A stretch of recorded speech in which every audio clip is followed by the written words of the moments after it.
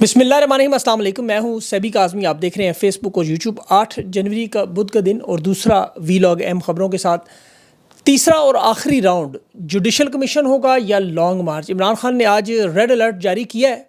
बरतानवी वज़ीर ख़ारजा को पाकिस्तान की इमदाद रोकने का बड़ा अहम ख़त और इलॉन मस्क की हमायत और $20 अरब का वर्ल्ड बैंक का मंसूबा इंतहाई ख़तरे में। इसके अलावा मिसिंग पर्सन पर इमरान खान ने जो एक कमेटी कायम की है वो इतवार तक रिपोर्ट तलब की है उसकी भी।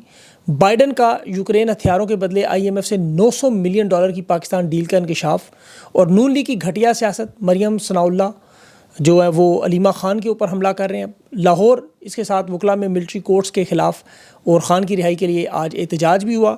और मरियम नवाज़ जो फ़ौज पर दहशतगर्दी के इल्ज़ाम लगाते हुए मिली नगमे गा रही हैं, आज सफ़ेद झूठ भी उनके पकड़े गए। आलमी दबाव और जबरी गुमशुदगियों पर पहला बड़ा सरकारी इजलास। और बलूचिस्तान की सूरत हाल इंतहाई ख़राब। शिद्दत पसंदों ने वहाँ सरकारी दफातर, नादरा, पुलिस स्टेशनों पर कब्ज़ा किया हुआ है। सिक्योरिटी इदारे गायब हैं। इन तमाम खबरों की तफसील आपके सामने रखता हूँ। सबसे पहले जो आज इमरान खान ने रेड अलर्ट जारी किया। खान की आज पार्टी रहनुमाओं के साथ बड़ी अहम मुलाकात थी। फिर वकला और मीडिया के साथ जो गुफ्तगू हुई उसमें 26 नवंबर में मिसिंग लोगों के हवाले से खान ने इस्लामाबाद, पाकिस्तान के दारुल हुकूमत से जो अगवा हुए हैं, ये कहा कि बलूचिस्तान या वज़ीरिस्तान से नहीं हुए, दिन दिहाड़े ना अदालत में पेश हुए, ना हुकूमत तलाश कर रही है और ना कोई और कमेटी बन रही है। काजी अनवर सीनियर वकील हैं, इनकी सरबराही में एक कमेटी बनाई इमरान खान ने जो मिसिंग पर्सन के हवाले से केसेस देखेंगे। और 26 नवंबर को जो सीधी सीधी गोलियां मारेगी, 64 लोग शदीद ज़ख्मी हुए, 14 की शहादतें और उसकी तहकीकात। ये इमरान खान ने कहा कि बजाय उसके करने के हमें हरासा कर रहे हैं। अनीस सत्ती के घर वालों को तंग कर रहे हैं, केस वापस लो, इसीलिए कोई बंदा सामने नहीं आ रहा। 16 लोग जो पहले भी 9 मई में शहीद हुए और जेलों में जो ज़िंदगियां लोगों की तबाह बर्बाद की जा रही हैं, जिस तरह खान के घर पर तोड़ फोड़ हुई, बुलडोज़ करने की कोशिश करते रहे। इमरान खान ने कहा अब जुडिशल कमीशन के बगैर कोई हल नहीं है। अगर अगले मुज़ाकराती नशिस्त में जुडिशल कमीशन का ऐलान ना हुआ तो मुज़ाकरात ख़त्म। खान ने कौम को तैयार होने का दोबारा हुक्म भी दिया है। बुशरा बीबी के किरदार को भी सराहा कि डी चौक में वो बिल्कुल ठीक पहुंची। संजानी के प्रोपेगेंडे को भी ख़त्म किया और उसकी मज़म्मत भी की। और डी चौक का जो मामला था वो इतना बड़ा नहीं था, लेकिन जो आमरीत का 10 साला मनसूबा इमरान खान ने बताया कि 2 साल उसके गुजर चुके हैं, ये 8 साल इस निज़ाम को जकड़ने और काबू करने की कोशिश है, लेकिन ये हो नहीं सकता। अब वो मैं आपको आगे चल के बताता हूँ। अदलिया को भी बताया कि गैर एलानिया मार्शल लॉ लगा हुआ है, जो तबाही और बर्बादी का सफ़र चल रहा है। एक तरफ दहशतगर्दी अरूज पर है, सरमायाकारी, दूसरी तरफ से मुल्क से ख़त्म और सारी ताकत तहरीक इंसाफ को तोड़ने पे। जो मुज़ाकरात हो रहे हैं उसमें सबसे अहम नुकता इस वक्त जो है वो इंतखाबात का है। ये इन बिटवीन द लाइन्स बात मैं कर रहा हूँ कि इंतखाबात जो है वो 8 महीने 13 महीने, उसके अलावा कोई और गुजारा नहीं है। अब जो देखें ज़ाती अना की इमरान खान ने बात की वो बड़ी अहम और समझने की है। इस वक्त मामला अना पर फंसा हुआ है और अना को तोड़ने के लिए ताकतवर के सामने जब तक उससे बड़ा ताकतवर ना आए वो अना नहीं टूटती। कमज़ोर को देख के वैसी गुस्सा आता है।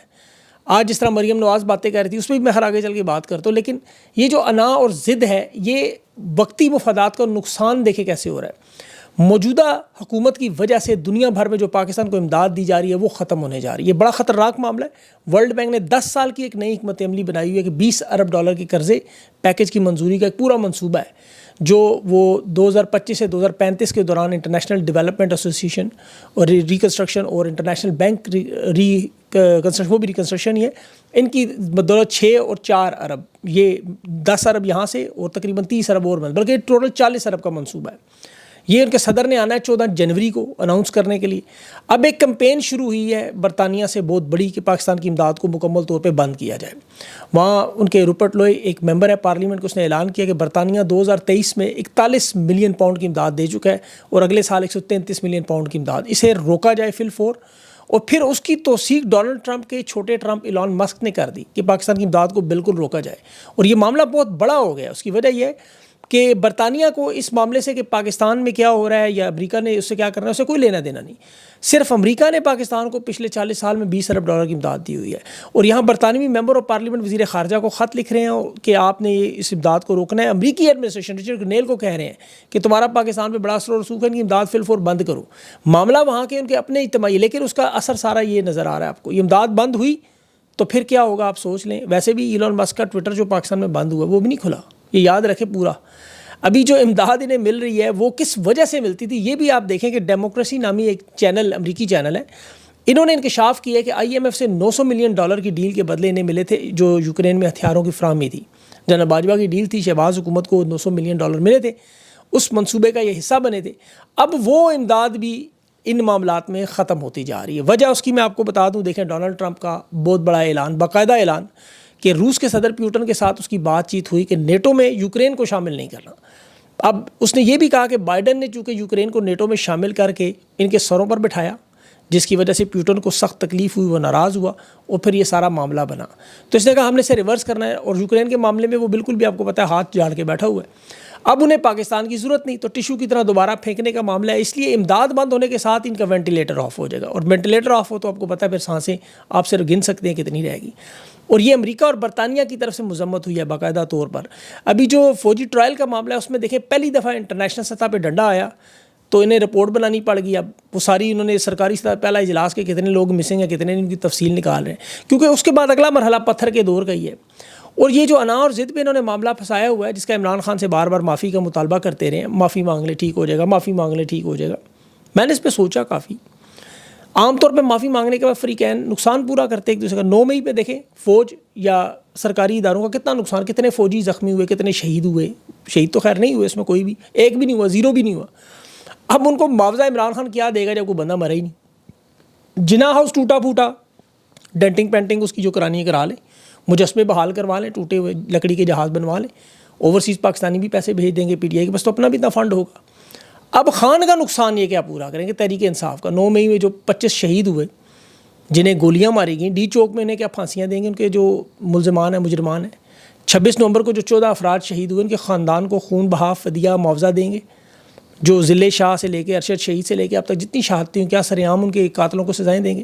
12,000 سے زائد لوگوں کے گھر بار اور کاروبار, جن کی فیکٹریاں, کروڑوں روپے کا نقصان ہوا ہے, وہ پورا کریں گے. چادر اور چار دیواری کے جو تقدس پامال ہوا, عزتیں انہوں نے چھینی, ان لوگوں کے آپ ملٹری عدالتوں سے سزائیں دیں گے. الیکشن میں دھاندلی پہ قاضی فائز نے نشان چھینا, اسے لائیں گے کٹہرے پہ.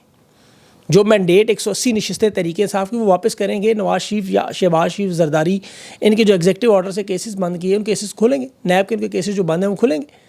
اس سے بھی پیچھے جائیں گے کیا, 71 کی جنگ ادارے میں جو 2 ملک 2 لاکھ ٹکڑے ہوا, ان کے ذمہ داران کو سزائیں دیں گے. کیا سیاچن کارگل کے معاملے پر کلاشنکوف کلچر سے لے کر آپ دیکھ لیں حلف کی خلاف ورزی کرنے والے سب لوگوں کو کیا قانون کے کٹہرے میں لایا جائے. اگر تو یہ سب کچھ ہوگا پھر تو معافی بنتی ہے, بالکل صلح بھی بنتی ہے, بیٹھ کے بات بھی بنتی ہے, اور پھر اگلے 6 مہینے میں الیکشن بھی اناؤنس بنتے ہیں. ورنہ سپریم کورٹ کو دیکھیں جو قید ہے آزاد کرے, جسٹس معین الدین خان جیسے لوگوں کو ہٹائیں. اس پہ تو دیکھیں آج اس نے احسان نیازی کے والد نے جو باتیں کی.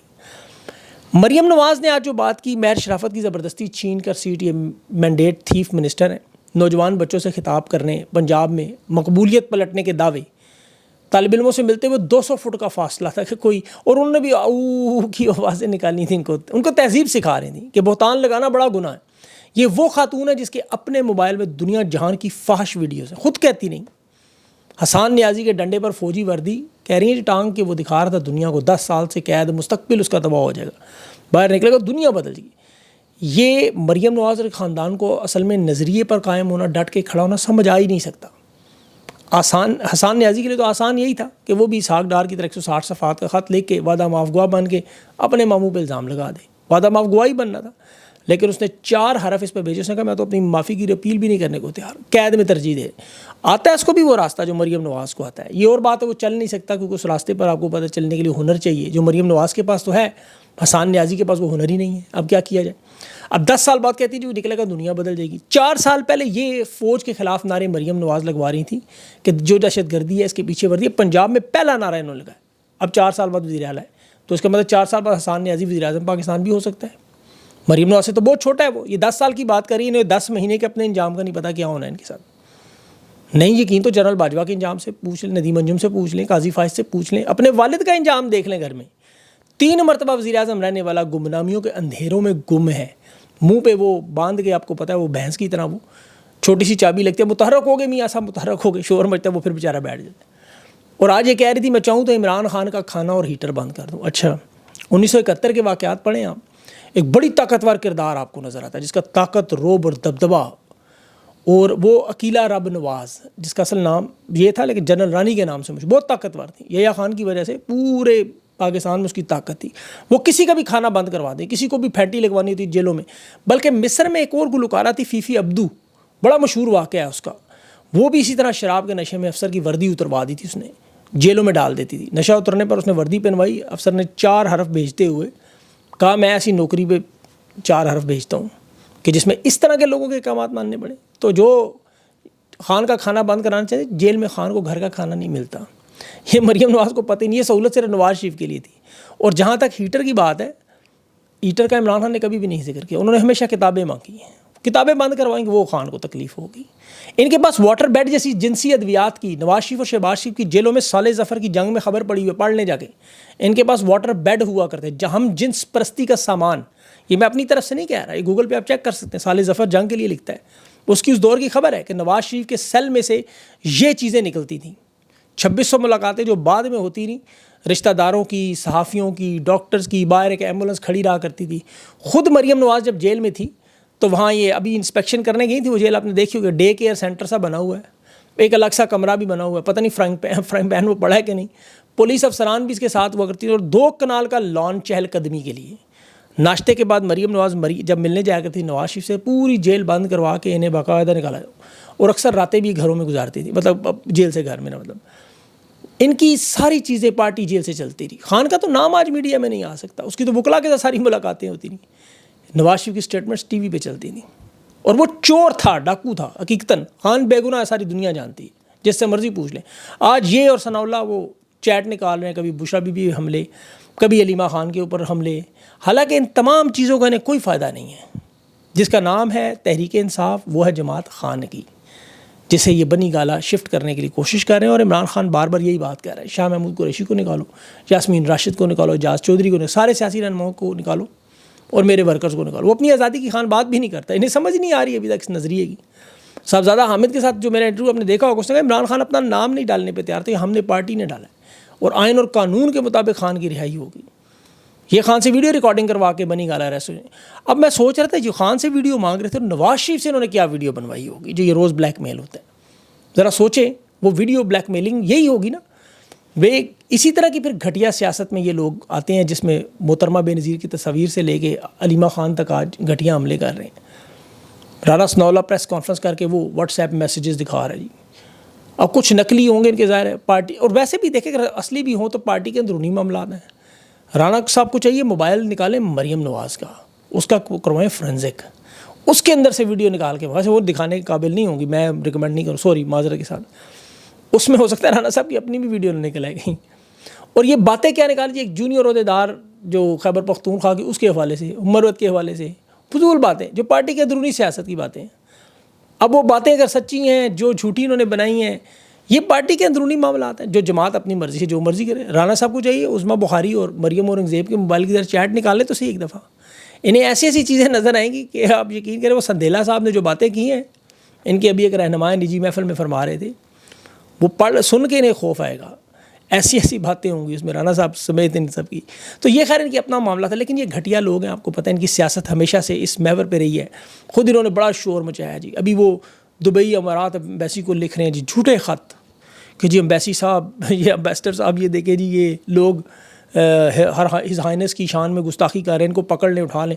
وہ ایک بندے نے, مجھے یاد نہیں آ رہا کس نے بھی کہا, اس میں اسٹار بکس پہ بیٹھا ہوں, آج وہ پکڑ لیں. کوئی نہیں گیا پکڑنے اس کو, کیونکہ وہ سارے باتیں تو مریم نواز کے بارے میں کر رہے ہیں نا. شیخ صاحب کے بارے میں تو کوئی کسی نے کچھ نہیں کہا. وہ تو کہہ رہے ہیں ان کی تو غلطی ہی نہیں ہے. غلطی تو ان کی تھی کہ انہوں نے پکڑ لیا ہاتھ اچل کے دونوں ہاتھوں سے. تو وہ اب انہیں غصہ اس بات پہ آیا ہوا ہے, اس کا غصہ نکالنے کے لیے علیمہ خان کی واٹس ایپ چاہے. بھائی غلطیاں آپ کی اپنی ہیں, اپنی مرغی ٹھیک ہو, وہ نہ کوئی ایسا کام کرے. تو یہ بدلہ غصے میں جا کے تحریک انصاف پہ اور بشرا بی بی پہ, کبھی علیمہ خان پہ ذاتی حملے. تو ملٹری کوڈ کے حوالے سے اب احتجاج بھی آج ہوا ہے. اور بلوچستان کا دیکھیں بڑا خطرناک معاملہ ہوا ہے. وہاں جو حالات ہیں وہ بڑے کنٹرول سے باہر ہیں, کہ جس طرح دہشت گرد وہاں پہ باقاعدہ قبضے کر رہے ہیں, اور وہاں پہ سیکورٹی بالکل نہیں تھی. تو یہ عجیب و غریب معاملہ. ظاہر ہے سیکورٹی کا سارا دھیان ادھر تحریک انصاف کے لوگوں کی جو تاریخوں میں انہیں اٹھانے پکڑنے پہ ہے. تو ادھر کیا کریں گے, وہ سارے ادارے غائب ہیں ادھر سے. ملک اس وقت بے لا لیس ملک چل رہا ہے, بالکل کوئی قانون, امن و امان, معیشت کچھ نہیں. تو ابھی خان کا جو الرٹ آیا ہے اس پہ انشاءاللہ تفصیل سے اور بات ہوگی. ان کے رہنما میرے ساتھ ہوں گے ابھی تھوڑی دیر بعد, ان سے پوچھیں گے کہ آگے لائے عمل کیا ہوگا. اپنا خیال رکھیں, مجھے اجازت دیں. اللہ حافظ.